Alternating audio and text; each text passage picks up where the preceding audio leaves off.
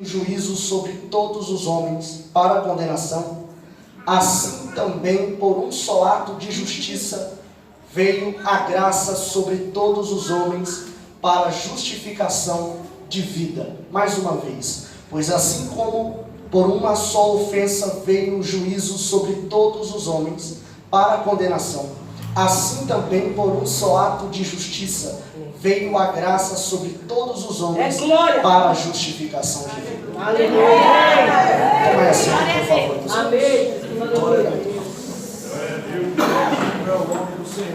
É glória, meu Senhor. Aleluia.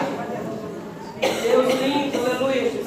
Meus irmãos, quando nós abrimos a Bíblia na carta de Paulo à igreja que estava localizada em Roma, a primeira consideração que nós temos que fazer é que Paulo vai escrever uma carta a uma igreja que ele não havia fundado.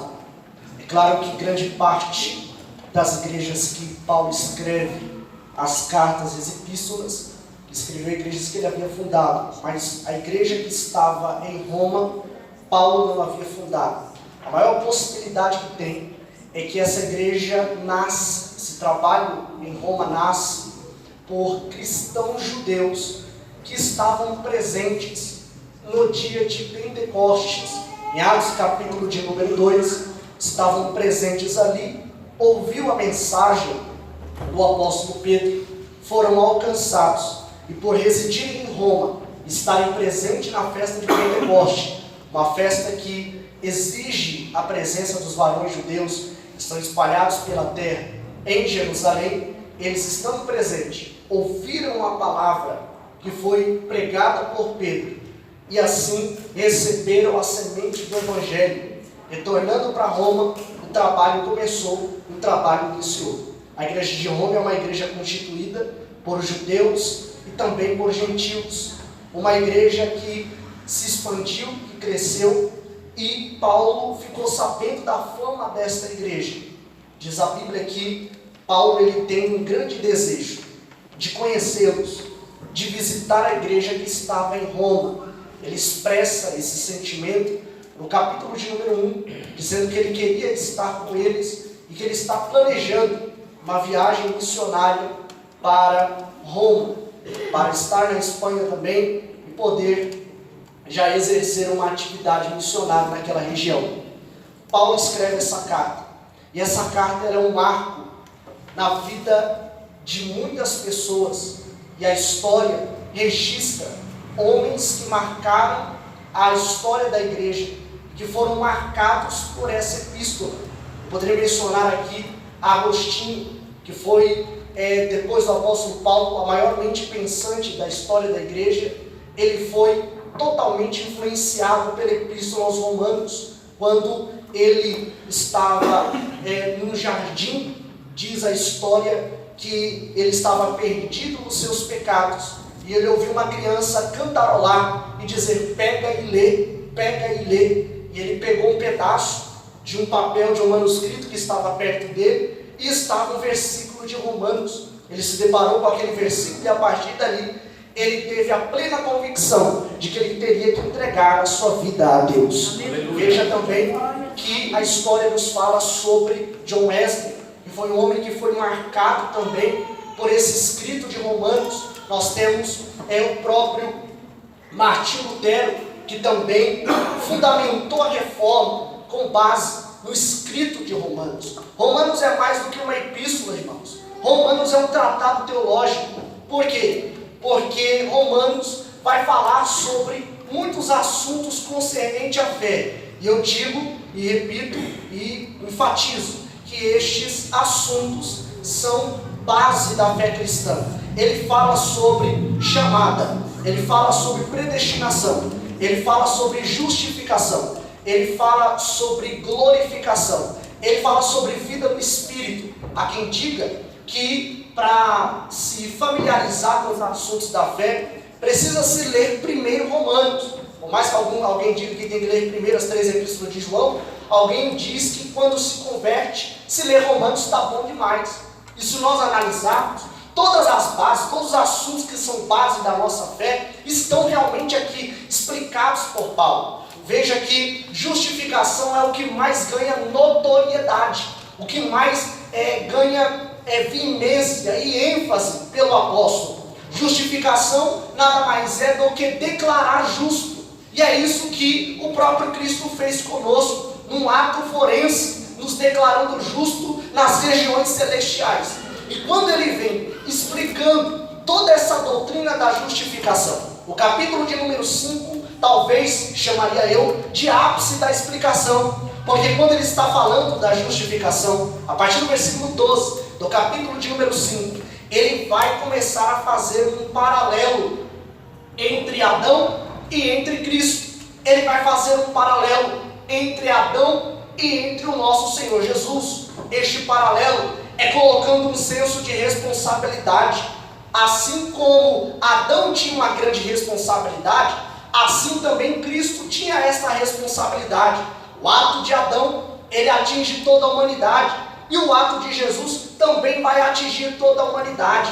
Tudo aquilo que foi feito, tanto por um quanto por outro, vai repercutir para todos os homens, e não somente todos os homens, mas todos os homens de todas as eras e de todos os períodos, do primeiro homem existente até o último homem existente. Mas veja, e quando ele vem fazendo este paralelo, chegamos no versículo 18. É claro que se nós discorrermos do versículo 12 até o versículo 18, nós iríamos aqui ter mensagem para dias e dias. Eu quero me focar no versículo 18 aqui. Veja bem, o texto diz: pois assim como por uma só ofensa veio juízo sobre todos os homens para a condenação.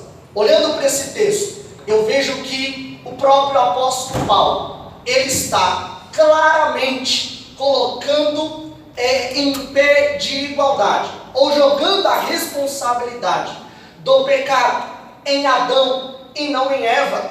Mas foi o mesmo apóstolo que colocou a responsabilidade em Eva, quando ele escreve a Timóteo, dizendo que a mulher pecou primeiro. Só que, quando nós olhamos essas situações, a primeira pergunta que me vem é por que ele joga a responsabilidade em Adão do pecado, sendo que depois ele joga a responsabilidade em Eva. A minha pergunta é por que a responsabilidade está em Adão, sendo que Eva comeu do fruto primeiro? Essa é a minha primeira pergunta. E para nós termos essa resposta, vem a necessidade de interpretarmos o texto. Porque nessa versão que eu estou utilizando, o texto diz assim: pois assim como por uma só ofensa, dependendo da tradução que você usar, vai dar a palavra pecado. Por um pecado veio o juízo. Só que, se nós olharmos algumas palavras no original, no Novo Testamento, que é escrito na língua grega, nós vamos ver que existe uma diferença da palavra usada por Paulo aqui. Ele não está falando de um pecado exatamente. Veja bem, se você observar, a palavra mais usada, a palavra mais utilizada para pecado é hamartia, que é uma palavra conhecida.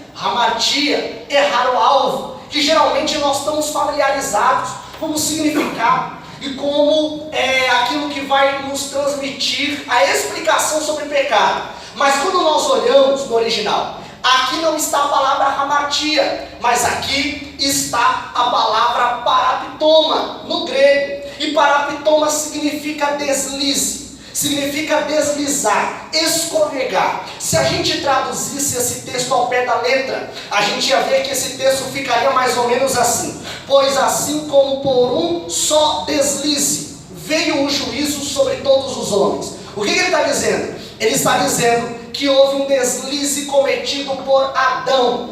Por isso a responsabilidade é de Adão primeiro. Ele não está se referindo ao fato de comer do fruto proibido. Ele está nos remetendo a uma outra possibilidade. Ele está nos levando para uma outra situação que não é comer do fruto proibido. Para nós descobrirmos, para desvendarmos isso, precisamos retornar para o Éden. Precisamos retornar para o capítulo 2 e o capítulo 3 de Gênesis. Vejam, senhores, que a Bíblia vai dizer que Deus, criando todas as coisas, Ele coloca o homem dentro de um jardim que ele havia plantado numa terra chamada Éden. Alguns até dizem que toda a porção seca se chamava Éden. E a oriente dessa porção seca, que a geografia chama de Pangeia, mas na verdade trata-se de toda a porção seca da costa terrestre sobre a terra. Deus, ele planta um jardim ao oriente e coloca um homem lá dentro. Quando ele coloca o homem dentro desse jardim, imagino eu, Deus plantou esse jardim. Se Deus planta o jardim, esse jardim, ele não pode ser um jardim só natural, ele tem que ser sobrenatural. Ele pode ser um jardim natural por ser plantado na terra, mas é sobrenatural porque é Deus que está plantando. Mas veja que quando coloca-se o homem lá dentro, o homem não vai ficar ocioso, o homem não vai ficar parado, porque Deus não gosta de gente parada, né, irmão? Deus gosta de gente que trabalha, Deus gosta de gente que se movimenta. Não é fácil assim, toma o jardim e fica aí parado. Deus não gosta de ociosidade, Ele gosta de movimento, Ele gosta de ver pessoas movimentando-se. E é por isso, e se você olhar o capítulo de número 2, você vai ver que Deus, ele dá uma ordem, a partir do versículo de número 15, e ele diz assim, que é para o homem lavrar, e é para o homem cuidar ou guardar o jardim. Ele vai ter que trabalhar, ele vai lavrar, ele vai cuidar. Se você observar a raiz dessas palavras no original, você vai ver que lavrar é um trabalho de servo. Ele vai servir, ele vai adorar o seu trabalho. Se você vê a palavra guardar, é zelar, é ser diligente. Ora, Deus está fazendo a união de duas coisas muito importantes para servir a Ele de forma excelente. Primeiro, o trabalho. Segundo, a vigilância. Ora, Ele teria que trabalhar e Ele teria que vigiar. Não dava só para trabalhar sem guardar. Ele precisava trabalhar e guardar. Veja bem, no dia que Satanás ele entrou dentro do jardim através da serpente, nós vamos ver que há um diálogo entre a serpente e Eva. E a minha pergunta é, aonde Adão estava? O texto não menciona onde ele está. A conversa se desenrola e depois Adão só aparece no momento de comer do fruto. Ou seja, nesse dia que Satanás entrou, ele trabalhava, mas não vigiava. Ele estava trabalhando, mas não estava vigiando. Meus irmãos, deixa eu dizer uma coisa para você. O que é o trabalho sem a vigilância?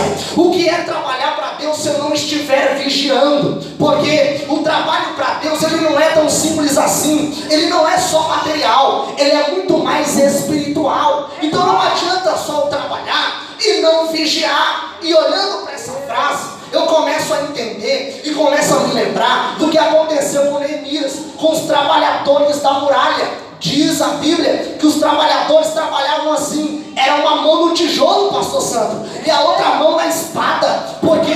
Porque os inimigos poderiam se aproximar, então eles teriam que trabalhar com a mão e vigiar e estar pronto para a batalha com a outra mão. Porque se o inimigo chegar, eu largo o tijolo e vou batalhar. Por quê? Porque eu estou trabalhando para Deus, e trabalhar para Deus é isso, é uma mão no trabalho e a outra esperando a batalha acontecer. Deixa eu te dizer uma coisa, irmão, você pode trabalhar para Deus, você pode se entregar para Deus, mas não esqueça de vigiar. A vigilância é fundamental. Nós precisamos vigiar no nosso dia a dia. Existe um grande teólogo que diz que Satanás ele é o pai dos extremos. Tem gente que se entrega demais, que se coloca demais, mas esquece da vigilância. Os filhos estão se perdendo, ele está sendo cheio da presença, mas os filhos estão se perdendo com desenhos que estão ensinando ideologias, com programas de televisão que estão ensinando ideologias. Mas nessa noite eu vim aqui como profeta te dizer,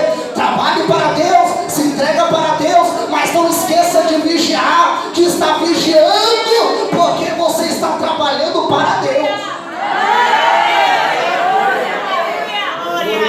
Você pode olhar para o seu irmão e falar assim para ele, é uma mão no tijolo e a outra na espada. É glória a Deus. É glória a Deus, Jesus. Nós sabemos, e eu conheço um monte, o pastor Luciano conhece também, de pregadores que saem por aí, não tem pastor, não ceia, ninguém está com autoridade sobre ele. e sai por aí pregando, trabalhando para Deus, mas a vigilância está de lado. E a qualquer momento, estes podem sofrer uma queda, e essa queda será irredutível. Por quê? Porque trabalham, mas não vigiam. E nós precisamos sim trabalhar para Deus, se entregar para Deus, mas não podemos esquecer de vigiar, de estar alerta, de estar entendendo que a qualquer momento uma armadilha, uma seta, um laço está sendo preparado. Mas Senhor Jesus, Ele está aqui nessa noite para quebrar o arco, cortar a lança, queimar os carros no fogo. Você pode levantar sua mão, que eu quero profetizar na tua vida. Deus nessa noite está te dando livramento aqui nesse lugar. Alabara, chora, macanda, aramaia, urabada, cante, reminaia. Deus está me dizendo que Ele está cortando um laço que Satanás preparou para poder te derrubar, por uma falta de descuido sua. Mas o Senhor está cuidando de ti, Ele está formando a tua vida, e Ele está dizendo: eu estou te sustentando aqui nessa noite. Satanás não vai te derrubar.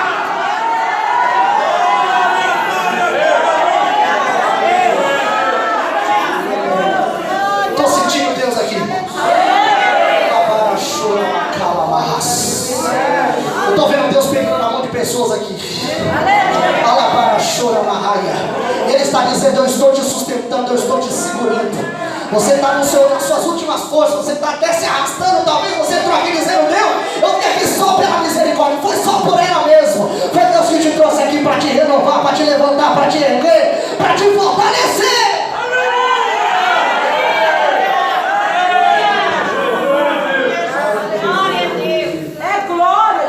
Precisamos trabalhar, mas não esqueçamos de vigiar. É glória, meu Jesus. Olha para o irmão e fala assim: não esquece de vigiar não, irmão. Aleluia, Deus. É glória, meu Deus. Mas veja bem, a Bíblia diz que por uma só ofensa veio o juízo sobre todos os homens. Esse texto vai nos ensinar uma doutrina que nós entendemos que é fundamental para a compreensão da salvação, que é o pecado original. Ou seja, nós já nascemos debaixo de uma condenação. Você nasce vulnerável a morrer. A morte nada mais é do que o salário do pecado. Esta é a sentença. Este é o juízo sobre todos os homens. Nasceu, mas não pecou voluntariamente. Mesmo assim, está vulnerável a morrer. Veja como é terrível. A atitude de um homem atinge toda a humanidade, em todas as eras, em todos os períodos. Uma atitude. Estávamos em Adão, porque alguém pode perguntar, e alguém já se perguntou, alguém que desenvolve uma consciência bíblica, já fez essa pergunta: o que eu tenho a ver com Adão? Por que eu tenho que sofrer a consequência do pecado dele? Mas nós estávamos nele quando ele pecou. Que sentido? No sentido que ele é o representante legal da raça humana. Ele é o cabeça. Então, se ele peca, ou qualquer atitude que ele viesse a fazer, sendo ela boa ou sendo ela ruim, nós receberíamos essa consequência. Porque se você observar a palavra Adão, em hebraico Adão, significa humanidade. A humanidade estava nele, ou a humanidade estava sob sua responsabilidade quando ele cometeu esse pecado. E eu vejo que hoje continua sendo do mesmo jeito, pastor Sam. Em que sentido? O pecado de Adão não atinge somente ele, atinge todos os homens. É claro que hoje uma proporção menor, mas nossos pecados não só nos atingem, atingem outras pessoas. Uma proporção menor, obviamente, mas atinge outras pessoas. Verdade, Deus. Sabe por quê, irmãos? Porque muitas vezes você carrega pessoas com você e você nem sabe. Tem gente que admira a sua forma de servir a Deus e você nem percebe. É verdade. Tem gente que diz assim: eu queria fazer como ele faz ou como ela faz. Que fé, que garra, que coisa maravilhosa. Eu quero ser assim. E aí nós desenvolvemos uma responsabilidade. É verdade, Jesus. Porque existem pessoas que para servir a Deus dependem da nossa constância. Olha que coisa tremenda isso aqui. É verdade. Ah, mas isso é bíblico? É claro. Hebreus capítulo 12. O autor dos Hebreus diz assim que os hebreus estavam falando que estavam fracos, estavam querendo retornar para o judaísmo, né? Porque tinham se convertido ao cristianismo e não tinha perseguição no judaísmo. Aí virou crente e começou a ser perseguido e falou, deixa eu voltar para o judaísmo, porque eu paro de ser perseguido. Aí ele pega e diz assim, levanta os joelhos desconjuntados, as mãos cansadas para cima e continua. Aleluia! E aquele que estiver caindo, não vai cair. Aleluia!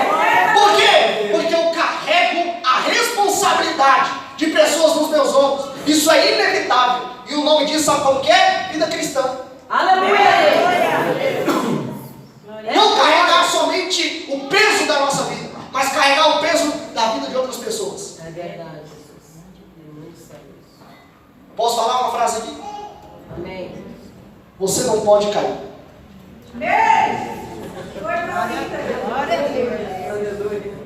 Deus está dizendo, você está proibido de voltar para trás. Deus está dizendo, você está proibido de desistir. Porque eu te levantei como coluna, te levantei como referência.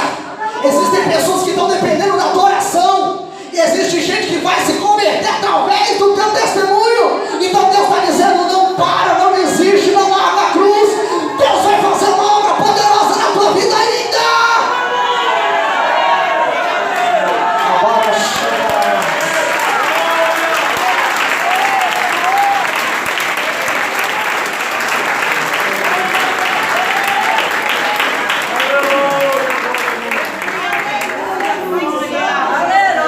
Você pode falar para o seu irmão?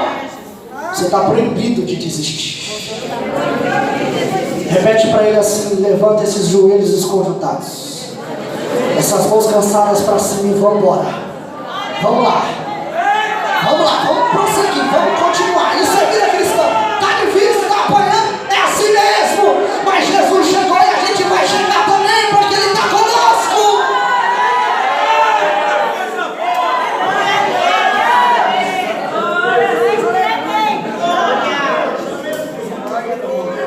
Veja bem.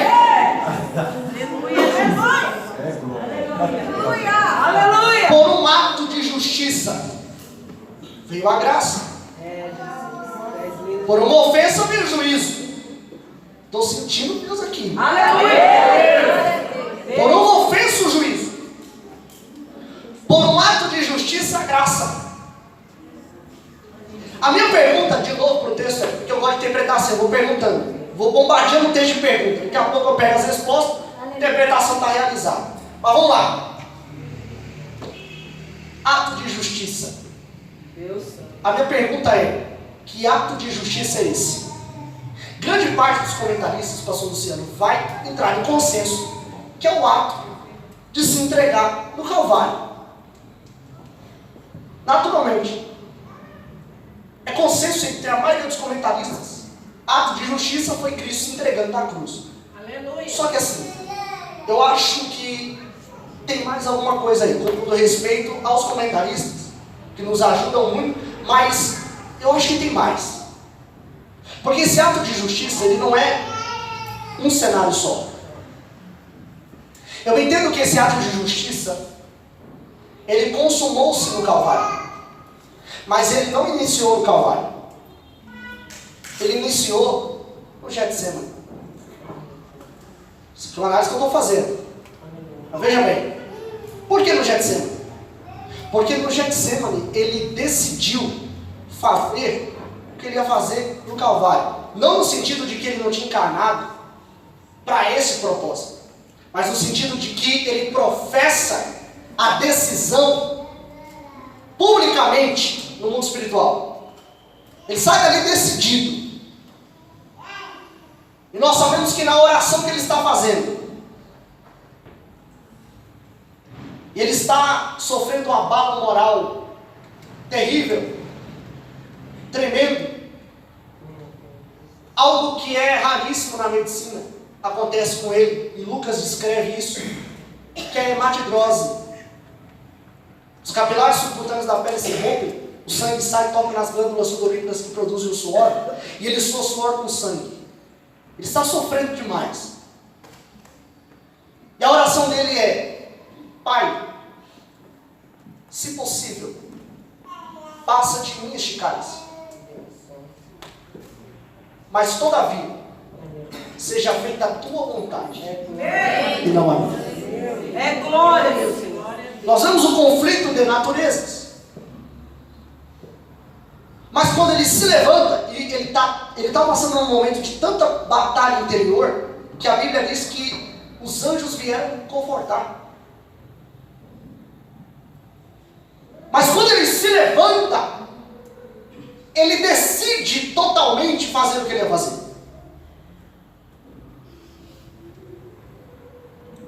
A Bíblia diz que ele estava até cantando. Aleluia.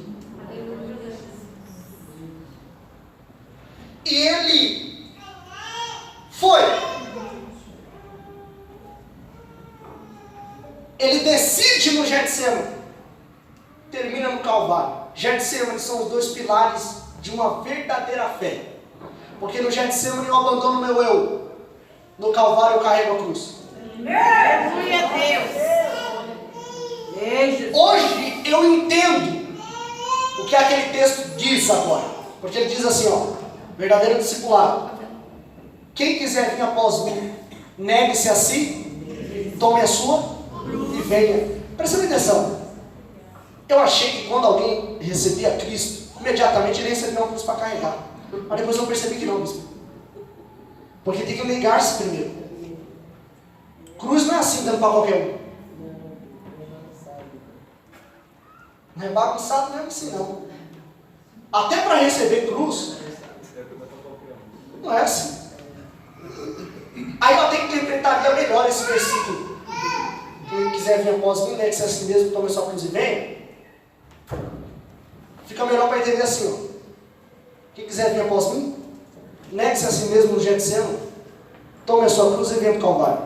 Glória a Deus. É glória. Tem que se negar primeiro. É verdade. Tem que negar as próprias vontades. Negar os próprios desejos. Aí vem olha e diz assim: nossa, mas que coisa difícil de se fazer. Não, peraí. Essa é a coisa mais linda que existe. É a mais dolorosa e a mais linda. Tem gente que até pensa que a gente é masoquista, gosta de sofrer. Mas é a coisa mais linda que tem. Por quê? Porque eu descobri o segredo de Jesus quando ele carregava aquele madeiro. Tudo bem que os filmes apresentam ele carregando a cruz inteira, só que a cruz inteira chegaria a aproximadamente 130 quilos, não é isso, pastor Luciano? 130 a 150 quilos aproximadamente a cruz inteira. Então não tem como ele carregar. O que ele vai fazer? Arqueologicamente falando, ele vai carregar somente o patíbulo, que é o certo. Por mais que os filmes apresentem a cruz inteira, arqueologicamente falando, é só o patíbulo. Ele vai carregar assim. O patíbulo tem 30 quilos. Ele cai 3 vezes só com 30 quilos. Com 150 ele nem sai do carro. Então estou mostrando para você o cenário bíblico. Ele sai do pretório, lugar de julgamento, e está indo para o Calvário. O Calvário é um monte. Calvário, latim, caveira. Ou chamado também de Gólgota, que era aramaico, caveira também. Ele está subindo, porque é monte. Então ele tem que subir. Deixa eu olhar o horário, senão eu vou até 6 da manhã hoje. Aí tem que subir.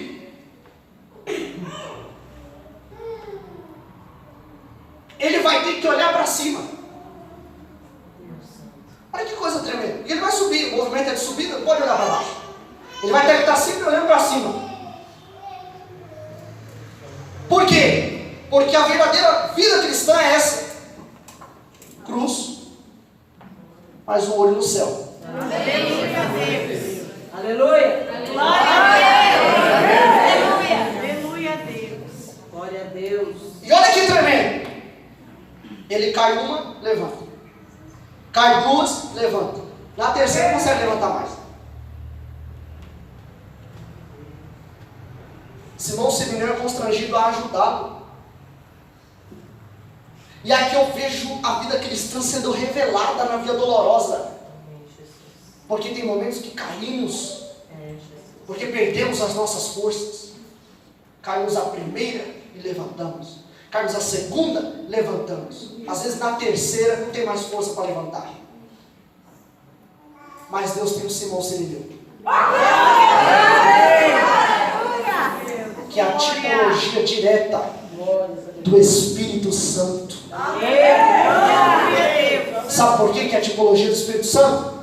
Porque Paulo disse aos Romanos capítulo 8, versículo 26: Ele semelhantemente nos assiste nas nossas fraquezas. Essa palavra assistir é retirar a carga, aliviar, interceder. Porque o que ele faz? Ele nos assiste nas nossas fraquezas, porque nós não sabemos orar como convém. A gente é tão terrível, mas tão depravado que nem orar direito a gente sabe. É verdade. Nós não sabemos orar como convém. Por isso, Ele intercede por nós. Glória a Deus, aleluia. Com gemidos inexprimíveis. Uma performance que Ele faz diante do Pai, que o Pai olha e diz assim: por causa disso aqui eu vou abençoar. Por causa disso aqui eu vou dar vitória. Por causa disso aqui eu vou abençoar. Agora presta bem atenção, irmão. Quando não te restar mais forças, o Espírito de Deus vai chegar.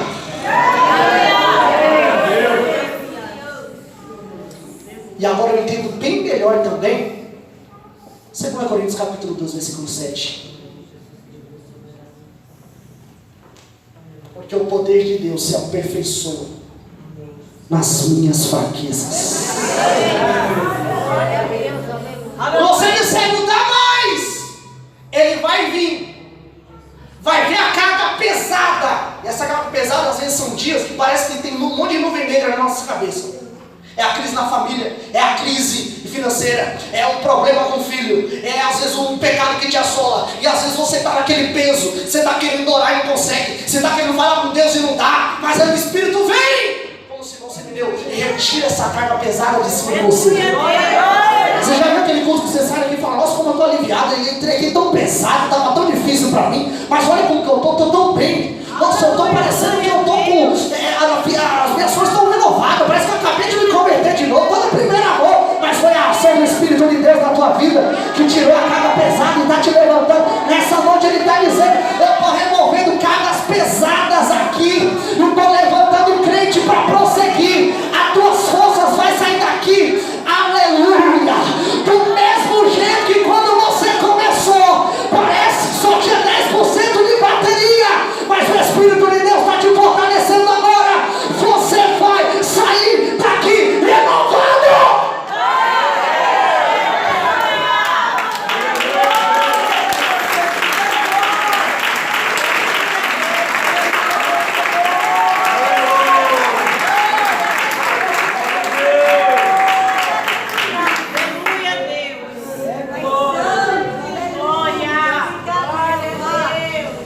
O Espírito está removendo cargas hoje.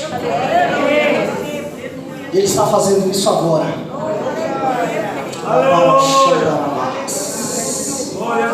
Deus está me dizendo que está fazendo isso agora. Estava muito pesado para você, mas o Espírito está removendo agora. Ele está dizendo: levanta, vamos, tem que chegar até o propósito. Tem que chegar lá, tem que terminar, tem que ir até o final. Deus está dizendo: levanta, alabara, xandaramahaya, levanta, porque eu vou fazer aquilo que eu prometi para você. A promessa ainda está de pé, não caiu por terra. Deus é fiel para cumprir. Se levanta, porque Deus ainda vai fazer.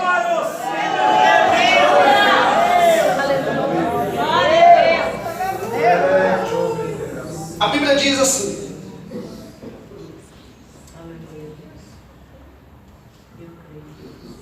por um ato de justiça veio a graça sobre todos os homens.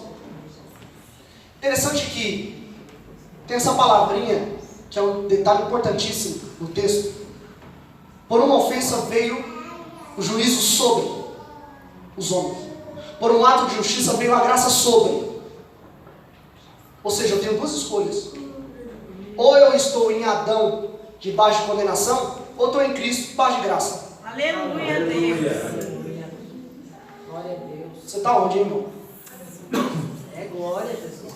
Aleluia. texto termina assim: veio a graça de todos os homens para justificação de vida. Justificação é uma doutrina maravilhosa da Bíblia. Doutrina eu falo no sentido de ensinamento. Que nós precisamos ter ciência, conhecimento. Porque parece que existe um tribunal que a Bíblia não fala tão claramente. Mas esse tribunal está trabalhando todo dia.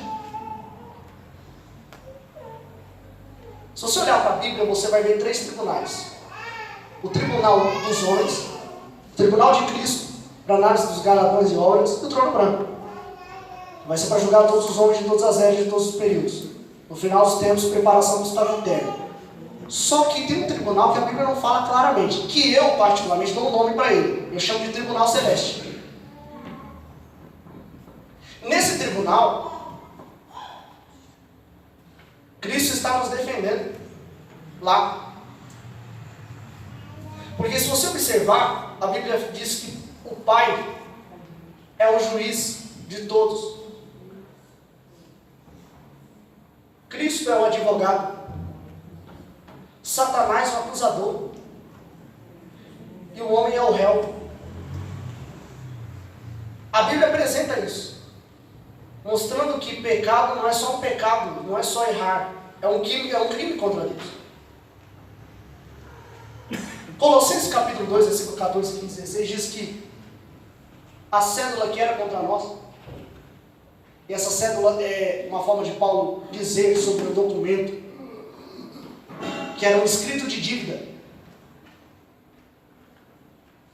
A dívida ficava escrita no papel, no contexto da época que ele está utilizando, no período greco-romano. Quando pagava essa dívida, riscava, cravava na parede. Essa cédula é o que o diabo usava contra nós, dizendo: olha lá, essa é a lista dos pecados de fulano de tal e fulano de tal. Ele tem que morrer, porque ele pecou. O salário do pecado é a morte, ele vai ter que morrer. Apresentando diante de um juiz, e o juiz é justo. Ele olha e ele vê, está certo, não tem jeito. Pecou. Mas graças a Deus, que nos concede vitória. Aleluia. Por nosso Senhor Jesus. Aleluia. Porque João disse assim: filhinhos, com muito carinho, filhinhos, não pequeis.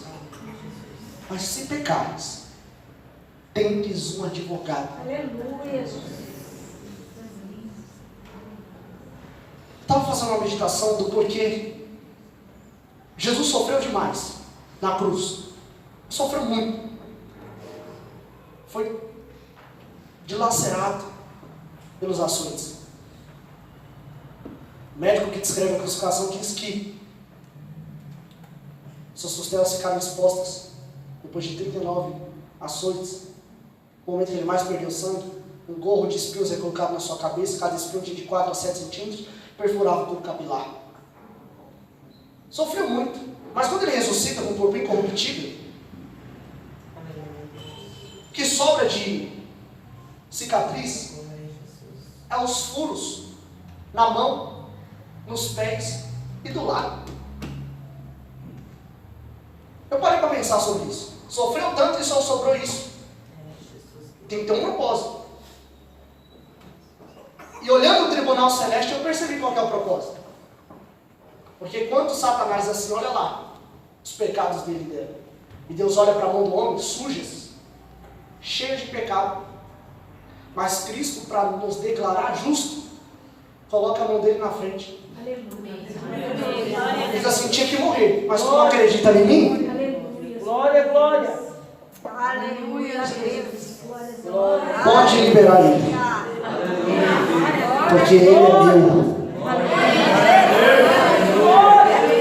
Satanás, depois de Cristo nos justificar na nossa conversão, continua nos acusando de dia e de noite, diz Apocalipse capítulo 12.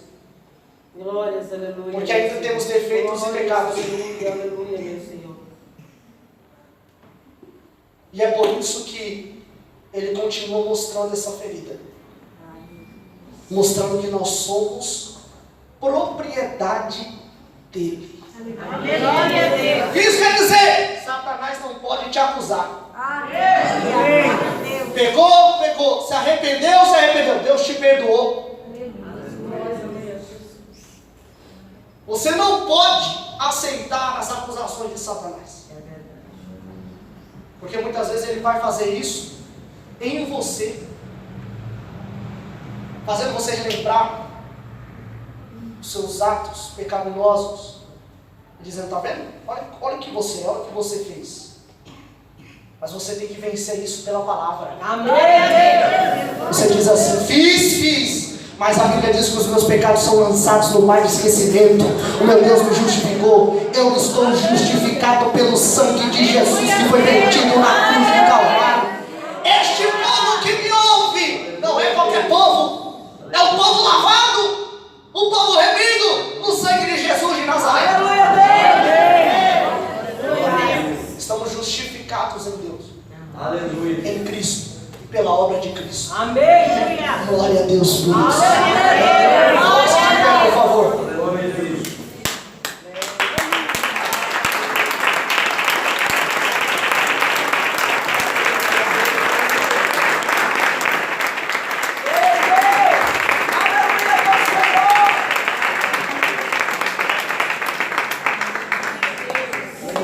Quero orar por você neste momento. Jesus querido, Deus soberano. Eu sei que você já recebeu tudo o que foi falado, mas eu quero orar para que você seja